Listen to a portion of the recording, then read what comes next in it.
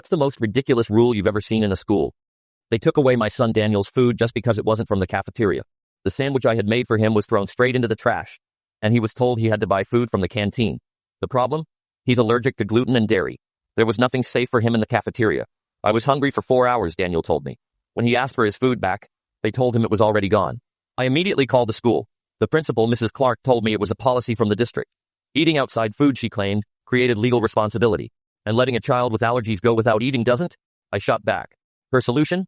We have salads with toast and cheese dressing. I told her that could literally kill my son. She sighed as if I was overreacting and said, we'll make an exception tomorrow. But the very next day, the cafeteria guard, Mr. Lopez, confiscated Daniel's food again, this time saying it was an order from the district office.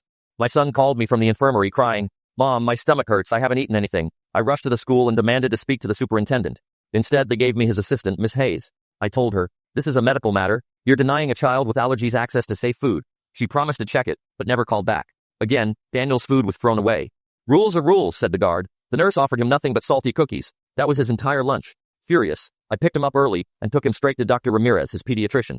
Dr. Ramirez was livid. They are putting him at serious risk. Malnutrition can cause even more complications. He wrote an official letter documenting Daniel's allergies and his medical need to bring food from home.